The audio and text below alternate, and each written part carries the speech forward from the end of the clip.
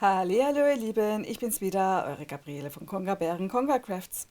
Zuerst möchte ich mich mal bedanken für die vielen netten Kommentare von meinem letzten Video. Hat mich irre gefreut. Vielen Dank.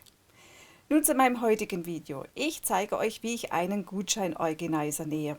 Hier könnt ihr normale Gutscheine und auch Geschenkkarten unterbringen. Alles an einem Platz, sicher verstaut und müsst nicht immer suchen. Viele von euch werden wissen, was ich meine. Bezugsquellen und was sonst noch so das Video betrifft, findet ihr wie immer unten in der Infobox. Nun wünsche ich euch viel Spaß beim Zuschauen, eventuell auch beim Nachnähen und los geht's!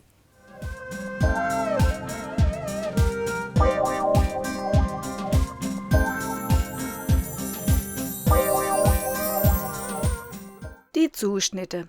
Die Basis einmal aus Innenstoff 1 und einmal aus Außenstoff. Je 24 x 26 cm.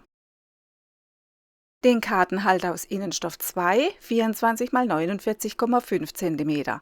Ihr könnt auch 50 cm zuschneiden und später eventuell anpassen. Den Gutscheinhalter aus Innenstoff 2 schneidet ihr zweimal zu, je 24 x 12 cm. Die Flissline einmal für die Basis 24 x 26 cm. Die Flissline einmal für den Kartenhalter 22 x 15,7 cm. Und nochmal Flissline einmal für Gutscheinhalter 12 x 24 cm. Wir fangen mit dem Gutscheinhalter an. Ihr könnt die Flissline jetzt schon aufbügeln oder erst, wenn ihr zugeschnitten habt, wie ich es jetzt mache. Exakt rechts auf rechts zusammenlegen und mit 2 Nadeln feststecken.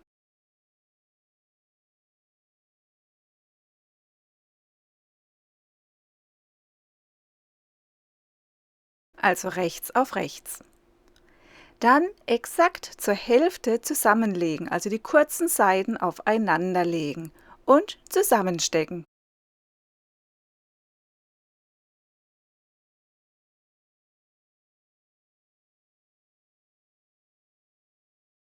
Das ist oben.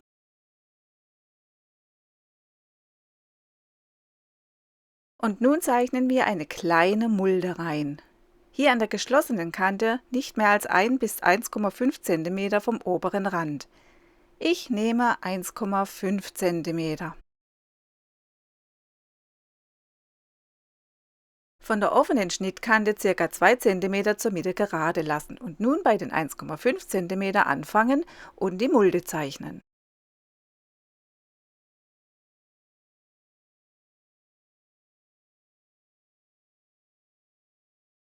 Jetzt noch eine Nadel stecken, damit beim Schneiden nichts verrutscht, und entlang unserer Linie schneiden.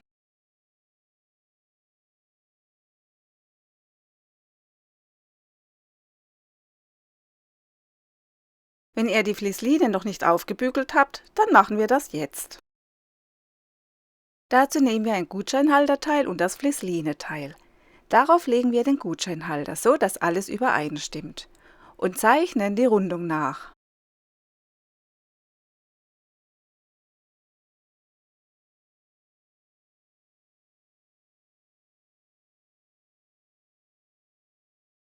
Jetzt ausschneiden und dabei den Strich mit wegschneiden.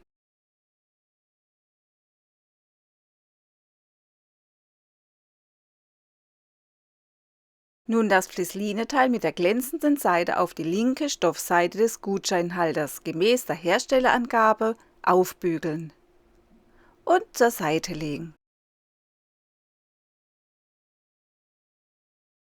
Nun das Flissline-Teil für die Basis auf die linke Stoffseite des Basis-Außenstoffes legen und wie gerade beim Gutscheinhalter aufbügeln und zur Seite legen. Jetzt 2 DIN A4 Blätter an den kurzen Seiten zusammenkleben. Achtet darauf, dass die langen Seiten gerade sind. Kürzt den Papierstreifen auf 50 cm. Unten und oben wird jetzt die Falteinteilung eingezeichnet. Den Großteil habe ich schon vorbereitet. Es werden 8 Sektionen eingeteilt. Hier unten rechts fangen wir an. Also zuerst 11 cm, dann 6 cm, 4,5 cm, 6 cm, 4,5, 6 cm, 4,5 und der Rest sind 7,5. Das gleiche macht ihr auf der gegenüberliegenden Seite, so dass ihr die gleichen Striche und Abstände habt wie unten. Nehmt nun euren Stoff für den Kartenhalter und übertragt die Einteilung oben wie unten. Entweder mit dem Markierstift oder ihr macht kleine Knipse innerhalb der Nahtzugabe.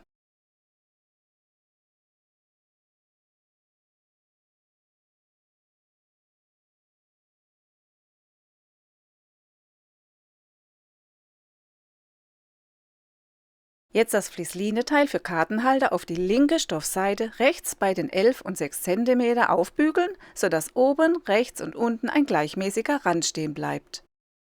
Auf die rechte Stoffseite drehen, sodass die Flissline rechts unten liegt. Und nun die erste Falte legen bei 11 cm.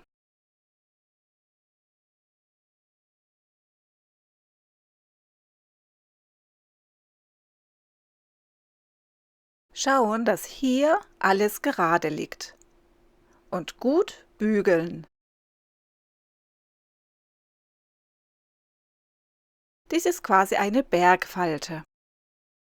Jetzt die nächste Falte bei 6 cm legen. Dies ist eine Talfalte.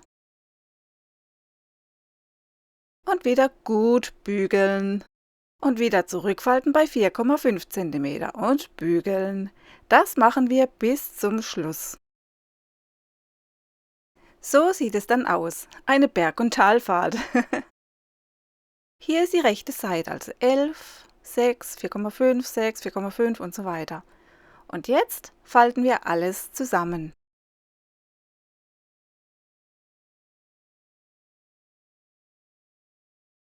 Nun diese rechte Seite nach unten links klappen. Und so sieht es von der Seite aus. Sollte das untere Teil länger oder kürzer sein, dann könnt ihr das längere Stück anpassen und abschneiden. Rumdrehen und jetzt hier in der Mitte 2 Abteilungen machen, die 3 cm Abstand haben.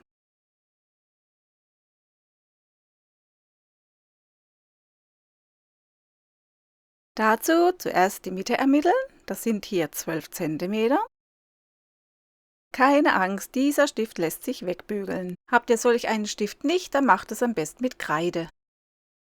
Und nun von der Mitte je 1,5 cm nach rechts und 1,5 cm nach links messen. So haben wir einen Abstand von 3 cm. Und unten das gleiche. Nun die äußeren Striche von oben bis unten verbinden. Das sind unsere Nahtlinien. Kurz zur Demo. Schaut, der Strich bügelt sich weg. Cool, oder? Ihr könnt euch jetzt überlegen, ob ihr die Kartenhalter gleich abnäht und dann auf die Basis näht oder gleich auf die Basis. Dann habt ihr 2 kleine tiefe Fächer. Und wenn ihr erst abnäht und dann auf die Basis, habt ihr ein großes Fach. Ich mache heute ein großes Fach und werde hier jetzt abnähen. Ich nähe von unten nach oben, wenn ich nämlich von oben nach unten nähe, können sich die Falten umknicken.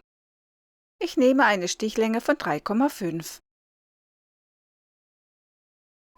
Oben angekommen, Nadel im Stoff stecken lassen, Fuß hoch, drehen, Fuß runter und den gleichen Weg wieder zurück.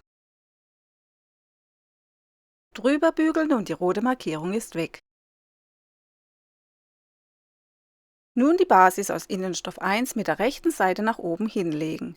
Dann den genähten Kartenhalter mit den Faltungen nach rechts, links auf die Basis legen, so dass die 3 Seiten bündig liegen. Und hier knapp kantig zusammennähen. Damit beim Nähen nichts verrutscht, klammern oder feststecken. So sieht es dann aus.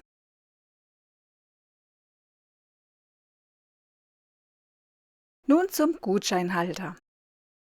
Rechte Seite, rechte Seite.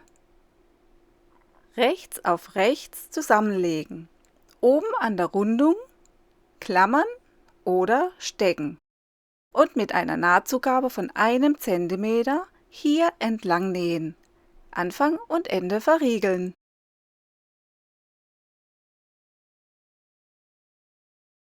Nun die Rundung mehrmals einschneiden. Wäre die Rundung flacher, bräuchte man das nicht unbedingt. Dann umschlagen und links auf links legen, so dass die Naht oben schön in der Mitte liegt. Und sehr gut bügeln.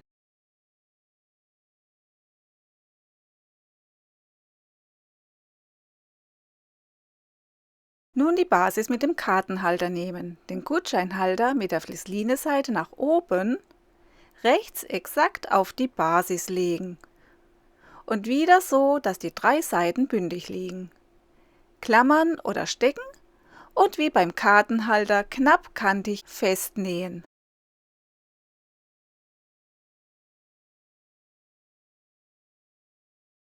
Als nächstes die Gummikordel zur Schlaufe legen und ans Ende einen Knoten machen.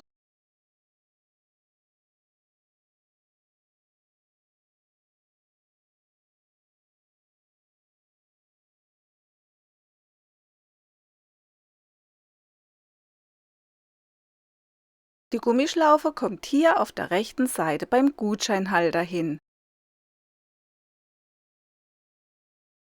Die Mitte ausmessen. Hier sind es 12 cm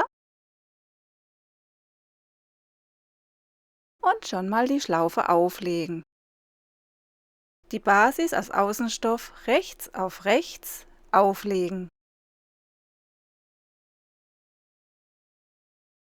Wir messen auch hier die Mitte aus. Wir legen die Gummikordel mit der Schlaufe nach innen zeigend und den Knoten nach außen mittig auf. Die Basis drauf und die Schlaufe festklammern. Gegenüber zeichnen wir eine Wendeöffnung von 13 cm.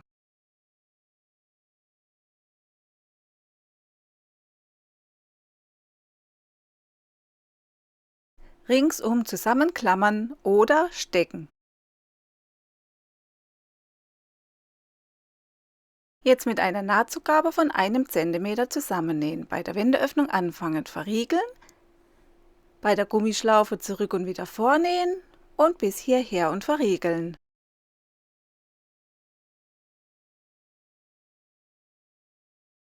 An den Ecken Nadel unten lassen, Füßchen hoch, drehen, Füßchen runter und weiternähen.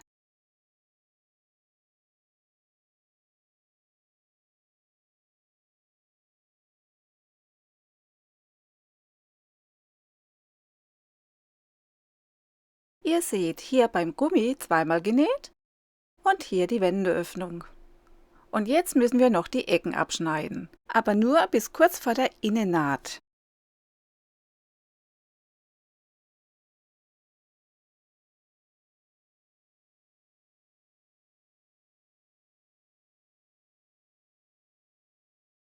Leider hat die Kamera nicht aufgenommen. Hier durch die Wendeöffnung alles auf rechts wenden. Alles sehr gut bügeln. Die Nahtzugabe bei der Wendeöffnung nach innen schlagen, sodass es mit dem Rest eine gerade Linie gibt und bügeln.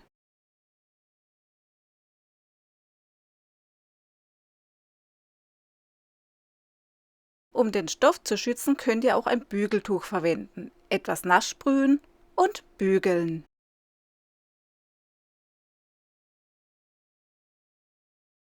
Umklappen und die Kante gut bügeln. Jetzt den Knopf annähen. Dazu die Gummischlaufe locker nach vorne umlegen und den Punkt, wo der Knopf hin soll, markieren.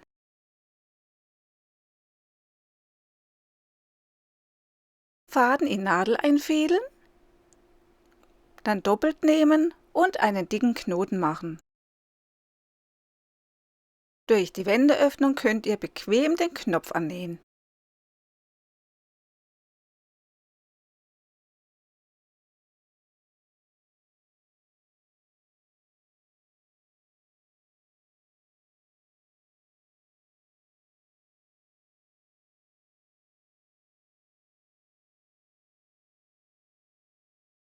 Die Wendeöffnung mit der Zaubernaht schließen.